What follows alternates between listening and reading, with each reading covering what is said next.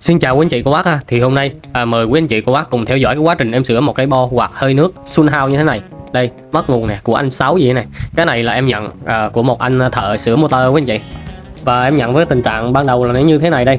Đây, thì cái này người ta tháo bỏ hết những bộ phận nguồn zin ở trên cái bo rồi và người ta đổ vào cái adapter như thế này. Em thấy lúc nhận là em thấy nó bị đứt dây và cái cầu chì được câu cái dây rất là to như thế này không quý anh chị. Thì cái lúc nhận thì em có nói là cái dây này mà nó đứt là nó không lên nguồn là đúng rồi, nhưng mà anh mới nói là cái dây này anh vừa mới làm đứt thôi chứ ban đầu là nó không đứt nhưng mà nó cũng không lên nguồn. Thì bây giờ thì em sẽ hàn vào thử để cắm điện để thử xem là nó có lên nguồn hay không rồi mình mới tính tiếp không anh chị. Rồi xong rồi, cắm điện không anh chị. Ôi nó lên nguồn mà ta, nó đâu bị gì đâu. Kỳ vậy, nó lên nguồn mà. Nó tắt rồi. Nó lên nguồn rồi nó tắt, nó lên rồi nó tắt. Rồi quý anh chị thấy cái màn hình này nó nhấp nháy không? Nó lên cái nó tắt là bấm bật nguồn thử cũng không được luôn hả quý anh chị? Bây giờ nó mất luôn rồi. Để em rút điện cắm vào lại thử ha. Bây giờ nó mất luôn rồi, nó không còn lên như nãy nữa. Đấy, mất tiêu luôn ha. Đấy, có rồi, là mất tiêu. Đấy, nói chung tình trạng là như vậy không quý anh chị? Bấm gì cũng không được không quý anh chị? Giờ nó mất hẳn luôn rồi ha quý anh chị. Bây giờ em sẽ đo thử xem là cái đầu ra nó có nguồn hay không ha. Đây không anh chị, để thang DC nhau anh chị, và đo cái đầu ra của cái adapter. Đây, một que để vào mát, một que để vào cái đường dương ra. Rồi bây giờ thì mất hẳn rồi, không có tụt áp hơn, không có xíu gì luôn không anh chị. Thì cái bo này em thấy là thiếu rất là nhiều linh kiện, người ta tháo ra, người ta đổ cái bo này vào. Cái mạch nguồn adapter này nhìn nó cũng rất là lô anh chị, nó không có hồi tiếp, không có auto quang hồi tiếp về luôn ha. Thì cái này thì mình nghĩ là mình không sửa đâu. Thì trong cái quạt này ở trong cái khoang chứa nó rất là hẹp không anh chị. Giờ em sẽ sửa nó về như zin luôn, em bỏ luôn cái adapter này luôn để cho nó chuyên nghiệp không anh chị. Và chỗ này nó bị gỡ bỏ mất cái con IC nguồn rồi, thì bây giờ em cũng không biết cái mã nó là cái gì nữa. Thì em sẽ nhìn cái chân của nó và em tìm cái con nào mà nó tương đồng em bỏ vào thôi. Và trước khi sửa thì em sẽ cắt nguồn cho nó để em test thử xem là nó có còn hoạt động ẩu hay không rồi mình mới sửa nguồn hả anh chị. Đây em cắt vào chỗ này đi ha. Thì cái chỗ mà hai chân của tụ lọc nguồn chính á, đây nó có nguồn lên nguồn rồi ha. Để em test mọi nút bấm với chức năng thử xem là nó có hoạt động hay không. Rồi tăng giảm hạn giờ.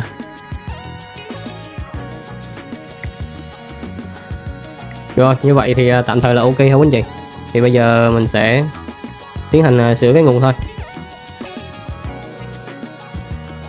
Rồi đầu tiên thì em cần phải tháo bỏ cái bo nguồn adapter cũ này ra ha. Rồi em mới vệ sinh sạch sẽ và nghiên cứu xem là có cái con IC nguồn nào mà nó trùng hợp với cái chân ở trong này ha, bỏ vào.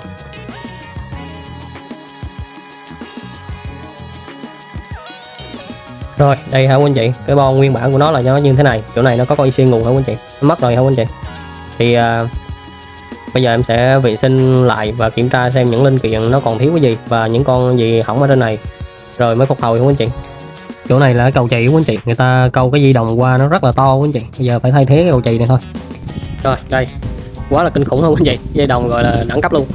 Bây giờ thì phải kiểm tra những cái linh kiện ở xung quanh này xem nó còn tốt hay không. Chỗ này bị thiếu nè anh chị, thiếu hai con tụ lọc nguồn chính, thiếu IC nguồn và thiếu cuộn cảm. Cái này nó hạ áp trực tiếp đó anh chị, cho nên nó có cái cuộn L và một con diode để hạ từ 300V xuống luôn. Kiểm tra con trở này không anh chị, con trở này từ nguồn chính đưa vào không đứt nè. Để em lật lại mặt sau em cho anh chị xem cái đường đi của nó ha. Đây cái đường nguồn nó đi vào đây, nó qua cầu chì và nó đến đây nè. Đây đường L đây qua cầu chì, từ đây qua cầu chì rồi nó đến con trở này, con trở này rồi nó đi qua con trở này, giảm cái dòng xuống và nó đi qua hai con diode này để cho ra cái điện áp dương không anh chị, nén nửa chu kỳ đưa ra điện áp dương và nó đi vào cái con tụ lọc nguồn chính. Đấy là chỗ này nó sẽ có 300V so với cái dây N của anh chị, thì dây N nó sẽ lấy làm mát chung luôn không anh chị. Đấy để em vẽ lại cái phơi sơ đồ nguồn này cho anh chị dễ hình dung ha, và cũng tiện thể là em xem thử những cái chân của cái con IC nguồn này nó giống với cái mạch nào ha anh chị, để em lấy con IC nguồn bên đó em bỏ qua ha anh chị. Thì đây dây nguồn điện lưới của chúng ta đưa vào ha anh chị, vậy là đưa vào cái cầu chì, đi qua cầu chì ha, và tiếp theo nó sẽ đi qua một con trở để hạn dòng. Nếu mà cầu chì không đứt thì con trở này nó sẽ đứt nè. Đấy đi qua con trở này ha, rồi đi qua con trở rồi tiếp theo nó sẽ đi qua hai con diode. Hai con diode này nó sẽ giống như là cái van một chiều anh chị, thì cái điện lưới mà xoay chiều của chúng ta nó sẽ đảo cực liên tục ha, và diode này nó sẽ cho phép cái điện áp dương đi qua và nó cản cái điện áp âm lại. Thì nửa chu kỳ dương trong cái điện xoay chiều nó sẽ đi qua được và nó sẽ đến được hai cái đầu trên của con tụ này tạo ra cái điện áp dương 300V so với cái dây N này ha. Thì cho chỗ này là R1 đi ha, xem thử là nó bao nhiêu ôm này.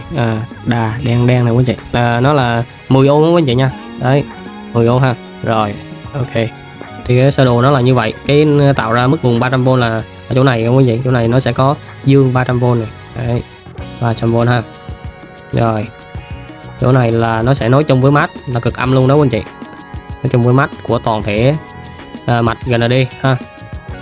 Rồi tiếp theo từ chỗ dương 300V này nó sẽ đi vào chân 5 chân 6, chân 5 chân 6 7 8 của con IC nguồn ha. Thì nối vào dương nguồn thì nó sẽ là chân D quý anh chị, chân D của IC nguồn. Cái chân D của con MOSFET đó quý anh chị, thì ở trong con IC nguồn này nó sẽ tích hợp luôn cái con MOSFET ở trong, nó cũng sẽ có chân D và chân S giống như con MOSFET nằm rời ở ngoài quý anh chị. Đây em vẽ con IC nguồn ha, và chân số 1 nó sẽ chỗ này 2 3 4 5 6 7 8 ha, và 5 6 7 8 này nó được nối vào cổng 300V, và chân 3 chân 4 này nó sẽ đi vào cái cuộn cảm để hạ áp trực tiếp xuống ha quý anh chị. Thì cái này nó sẽ khác so với cái nguồn mà cách ly quý anh chị. Đây cái nguồn này là nó không cách ly ha, đây nó đi qua cuộn cảm này, nó hạ áp trực tiếp từ 300V xuống 12V luôn nè, là nhờ cuộn cảm và một con diode thôi quý anh chị. Đây nó có cuộn cảm chỗ này nữa nhưng mà nó bị tháo gỡ mất rồi. Rồi tiếp tục nó sẽ đi vào một cái tụ lọc nguồn ha quý anh chị, và ngay cái điểm này là nó đã hạ áp xuống 12V rồi quý anh chị. Cho cái tụ này là C1 C2 này, C3 này quý anh chị, đấy mình giả sử như vậy thôi ha, C3. Rồi thì để hạ áp trực tiếp xuống 12V á, thì cái cuộn L nó cần phải kết hợp với một con diode xung như chỗ này nữa không quý anh chị. Đây chỗ này nó sẽ có một con diode xung, thì con diode này nó không phải là diode bình thường quý anh chị, diode này là diode xung, nó hoạt động với cái tần số rất là cao, nó kết hợp với cuộn L này để nó hạ áp trực tiếp xuống. Nó là cái mạch bus đó quý anh chị, bus DC ra DC quý anh chị. Và tiếp theo chỗ này nó sẽ chỗ đường 12V ra này nó sẽ cho qua một con diode nữa để cấp ngược cái nguồn về cho con IC này hoạt động hả quý anh chị. Và chỗ này nó sẽ có một con tụ lọc nguồn nữa đấy. Thì nó là như vậy, mạch nó là như vậy. Thì cho chỗ này chân con tụ C4 quý anh chị. Đây thì chỗ này nó sẽ có 12V này, khi mà mạch hoạt động ổn định rồi thì nó sẽ cấp ngược cái nguồn về chân số 1 này, thì chỗ này gọi là VDD thôi anh chị. Đấy, và chân số 2 này mình chưa biết nó là chân gì nè, tại vì ở trên mạch đó là nó bị cháy mất mảng chỗ này rồi. Và em thấy cái chân số 1 này nó được hàn chung với chân số 2 này quý anh chị. Đây đó, em khui ra thử phải xem là nó có dính chung với nhau hay không ha. Và nó bị mất luôn cái đường mạch rồi quý anh chị. Cái này nó không dính chung hả quý anh chị, thì cái chân số 2 này nó độc lập, nó không dính vào đâu hết luôn nha quý anh chị. Tại vì nó mất cái đường mạch rồi, em cũng không biết là chân số 2 là chân gì quý anh chị. Khả năng nếu mà cái chân số 2 là chân FB thì nó sẽ chắc chắn là cái con Viper đó quý anh chị, tại vì con Viper thứ tự chân nó giống y luôn. Chân số 2 là chân FB của con Viper này, và chân 3 chân 4 là chân S, 5 6 7 8 nó là chân D luôn, và chân số 1 vẫn là VDD luôn, nó giống y luôn quý anh chị. Nhưng mà ở trên này là nó không có cái đường hầu tiếp quý anh chị, nó không có đường FB, cho nên là không biết nguyên bản của nó có phải là Viper hay không nha quý anh chị. Bây giờ em sẽ bỏ con Viper vào thử, và em tìm cách em ghim cái điện áp cho cái chân số 2 chân FB á, để cho nó ra thử xem là nó có ra được cái mức ổn định hay không quý anh chị. Rồi tiến hành sửa chữa không quý anh chị. Đây đầu tiên em sẽ gỡ con này ra, con này em gỡ con 7805 này ra ha, để cho nó cách ly cái mạch phía sau ra. Này nó không cho điện dẫn qua phía bên này nữa quý anh chị, tức là nó đứt cho cái nguồn nó chạy độc lập thôi. Khi nào mà sửa mức nguồn đo chuẩn ở chỗ này ha quý anh chị, chuẩn chỗ này có đủ 12V chuẩn chỉnh rồi mới gắn con 7805 vào lại. Ok ha, tránh trường hợp là chúng ta sửa mà mức nguồn nó lỡ nó dâng lên cao quá, nó dẫn qua nó làm hỏng những linh kiện phía sau quý anh chị. Đây phải tháo nó ra để cho an toàn. Kiểm tra lại luôn những linh kiện này xem nó có hỏng không quý anh chị. Ở này nó rất ít linh kiện không quý anh chị. Đây hai con diode này, kiểm tra hai con diode này xem là nó có hỏng hay không thôi. Rồi một chiều lên một chiều không lên là ok không anh chị. Đây không lên nha. Ok nó tiếp xúc kém quá anh chị. Rồi ok luôn, không lên là được. Đấy ok, thì diode thì quý anh chị cứ đo một chiều nó lên một chiều nó không lên thì ok thôi. Đỡ này thì lúc nãy chúng ta kiểm tra rồi. Ok rồi, như vậy thì thiếu cái gì thì chúng ta bỏ cái đó vào thôi ha quý anh chị. Bây giờ nó còn trống như vậy thì tiền thể vệ sinh luôn ha quý anh chị, chứ lát nữa bỏ linh kiện vào hết rồi thì nó khó vệ sinh hơn.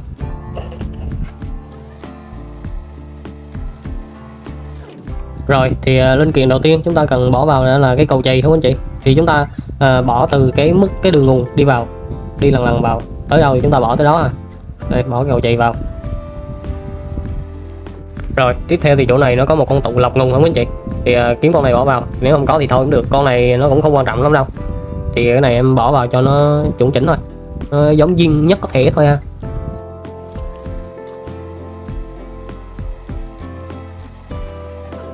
Rồi tiếp đến chỗ này là hai con tụ lọc nguồn chính không anh chị, thì hai con tụ này nó cực kỳ quan trọng, thì em gửi bên cái bo này em bỏ qua cho nó tiện ha.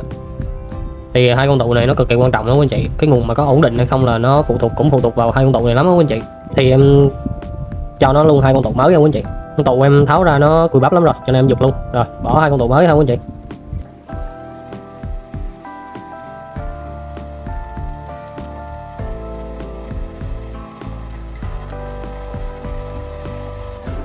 Rồi tiếp theo nhân vật chính của chúng ta ha, con Viper 22 đây quý anh chị. Thì con Viper này là em dùng cái con mà hàng tháo máy nha quý anh chị, cho nên là nó phải rất là bền, tại vì cái này nó hạ áp trực tiếp cho nên chúng ta phải cần cái linh kiện nó thật là xịn đó quý anh chị.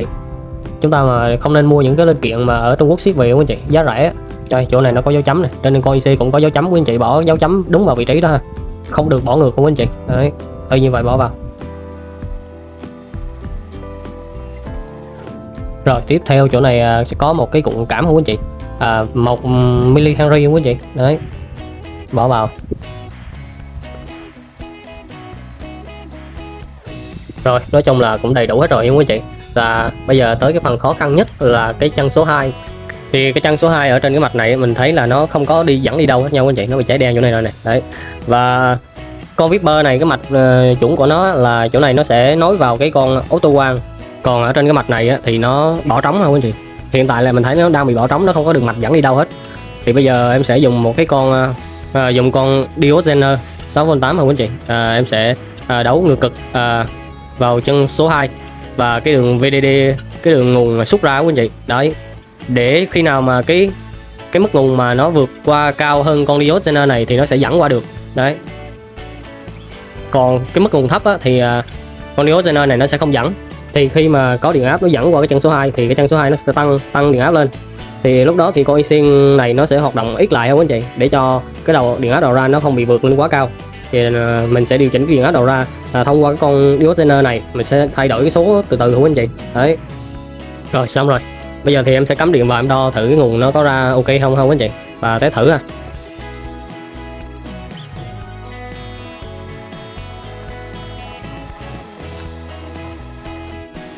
Rồi em vừa mới cấp nguồn xong rồi không anh chị. Giờ em đo thử cái đầu ra nè, xem là nó có điện áp hay không ha. Rồi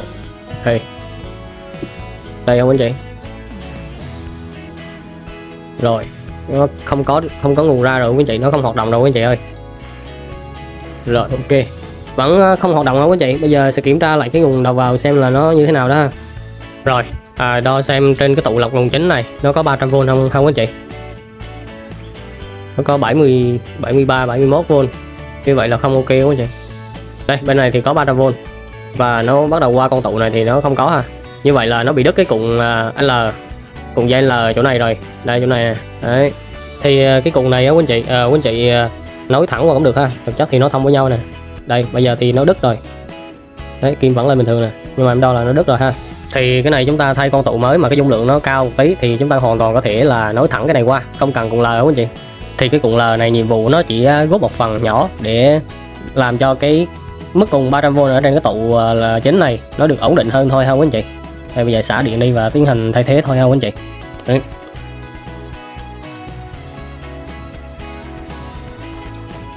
Đây vừa mới tháo được con này không anh chị, tiến hành bỏ vào thôi ha.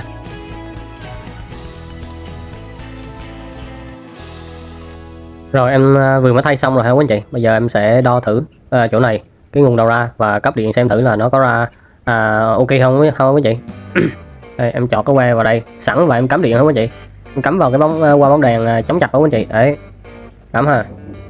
Rồi. Nó dâng điện lên quý anh chị thấy không? Đây để em cắm lại. Đấy, nó dâng lên 36V luôn hả quý anh chị. 35V. Như vậy là cái đường hồi tiếp nó không ok hả quý anh chị. Đấy. Bây giờ em phải rút điện liền hả quý anh chị, chứ để nó hoạt động như vậy là nó hoạt động với mức hết cỡ, cho nên là nó sẽ dễ bị nổ IC lắm. Xem thử là con IC này có nóng không anh chị. Đây, nó không hề nóng một chút nào hết. Tại vì mình hoạt động với thời gian quá ngắn cho nên là nó không nóng. Bây giờ phải xử lý lại cái đường hồi tiếp cho cái mức nguồn nó ra chuẩn 12V ha quý anh chị. Rồi đây ha quý anh chị, em vừa mới tìm được một cái bo mà phải gọi là nó giống y chang luôn ha quý anh chị. Đây, cái chân của con IC nó giống y chang luôn. Và cái khối nguồn và cái sơ đồ nó cũng giống, không khác gì hết, 100% luôn ha quý anh chị. Và nó có cái mã là PN8034 ha quý anh chị. Và đặc biệt là nó không có cái đường hồi tiếp về luôn, nhưng mà nó vẫn cho ra mức nguồn rất là chuẩn. Mình cũng không hiểu là vì sao nữa, nó có khi là nó tích hợp cái đường hồi tiếp gì ở trong IC gì nó cũng không biết nữa không anh chị. Em thấy cái sơ đồ mạch ở hai bên này nó giống hoàn toàn luôn không anh chị. Thì bây giờ em sẽ copy ở bên này, bỏ qua bên này để cho nó hoạt động ha, tại vì cái này nó cũng bị chết phải xử lý rồi. Đây, rồi bây giờ thì em tiến hành tháo con IC bên đó, em bỏ qua bên này không anh chị. Thì lúc nãy em có nghiên cứu cái con Viper M2 đó, thì em có một cái sai lầm đó quý anh chị, bị một sự nhầm lẫn rất là nặng đó quý anh chị. Thì em có xem lại cái datasheet của cái con Viper M2 đó quý anh chị, thì em thấy là một sự nhầm lẫn rất là tai hại. Con auto one của nó bị được nối từ chân số 2 xuống mát không quý anh chị, nó được kéo chân số 2 xuống mát để làm giảm cái điện áp. Khi mà nó giảm cái điện áp từ chân số 2 thì bắt đầu con IC đó mới hoạt động ít lại. Nhưng mà em bị nhầm, em làm ngược lại không anh chị. Thì em cứ nhầm là làm chân số 2 nó tăng điện áp lên thì con IC đó nó mới hoạt động thấp lại không anh chị. Cho nên em dùng cái con Zener em câu từ cái đường nguồn 12V ra không anh chị. Đó, như vậy là nó bị ngược cho nên là nó hoạt động, con IC đó nó hoạt động hết công suất luôn. Tại vì chân số 2 khi mà nó ở mức thấp thì con IC đó mới giảm mức hoạt động lại ha. Còn nó ở mức cao thì nó sẽ hoạt động công suất cao lên. Đó, kiểu như vậy. Nhưng mà mình đi làm ngược lại, mình cho nó ở mức cao, mình cứ nghĩ là ở mức cao là nó sẽ hoạt động thấp lại đó quý anh chị. Thì đó là một cái sự sai lầm rất là nghiêm trọng của quý anh chị. Đấy, đó, nói chung là linh kiện điện tử thì chúng ta phải nghiên cứu kỹ hơn quý anh chị. Thì bây giờ chúng ta muốn giữ nguyên như vậy, giữ cái con Viper như vậy thì chúng ta phải độ lại cái đường mạch, độ lại cho nó có con auto quang báo hồi tiếp về thật là chuẩn theo cái mạch nó thì nó sẽ hoạt động ok thôi ha quý anh chị. Nhưng mà bây giờ em tìm ra được cái mã của con IC đó rồi thì em sẽ bỏ cho nó nguyên bản luôn hả quý anh chị.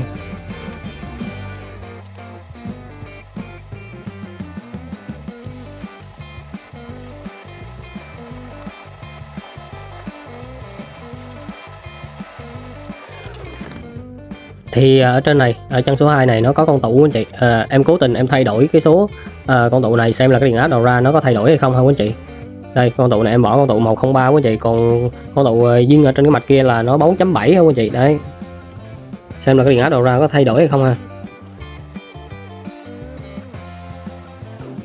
Rồi, thay xong coi IC nguồn rồi ha quý anh chị. Bây giờ em chọt vào đây và em cắm nguồn xem là cái điện áp đầu ra nó có ra chuẩn 12V hay không ha quý anh chị. Rồi, như vậy là đầu ra nó đã ra được 12V chuẩn rồi hả các bạn. Đấy, đo lại cho quý anh chị xem nè. Đấy, 12V 20 ha, rất là chuẩn. Ok.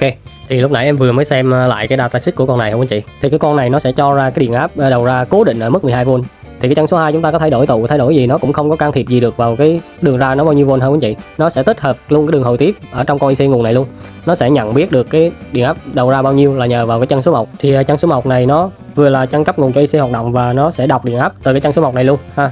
Thì em chưa lắp ráp vào vội không quý anh chị. Đây em lấy cho nó một cái quạt như thế này, quạt 12V này quý anh chị. Đấy, quạt 12V này thì em sẽ nối vào cái đường nguồn đầu ra của nó để cho nó hoạt động nhiều giờ đi, để cho mình kiểm tra được cái độ ổn định cũng như là cái độ bền của nó. Rồi mình mới bắt đầu là gắn con 7805 vào lại để lắp ráp hoàn chỉnh không quý anh chị. Đây em câu vào cái đường nguồn của nó luôn ha. Xong rồi không quý anh chị, em cắm nguồn vào quạt nó đã quay rồi ha. Giờ em sẽ đo xem là cái nguồn nó có giữ ở 12V ổn định hay không ha. Rồi em sẽ để cho nó hoạt động như vậy, đem tới sáng rồi em mới lắp vào lại, lắp vào hoàn chỉnh. Ok không anh chị. Đây, để em đo lại. Đấy, nó không bị tụt áp đâu ha, 12V. Rồi, nó đã hoạt động với thời gian rất là lâu rồi anh chị. Thì em thấy là nó đã đi vào ổn định rồi. Thì bây giờ em sẽ đo lại cái mức nguồn đầu ra nó xem thế nào và lắp ráp vào hoàn chỉnh hết và test lại và trả thôi. Ok quý anh chị. Rồi đây quý anh chị, điện áp vẫn chuẩn ha. Bây giờ thì tiến hành gỡ cái quạt ra và gắn con 7805 vào lại và test thử, cắm hết toàn bộ vào test thử. Rồi như vậy sẽ trả lại cho họ. Rồi xin chào quý anh chị đã theo dõi video ha. Xin chúc quý anh chị một ngày thật là vui vẻ. Quý anh chị mà xem tới đây rồi thì cho em xin một like ha quý anh chị. Đấy.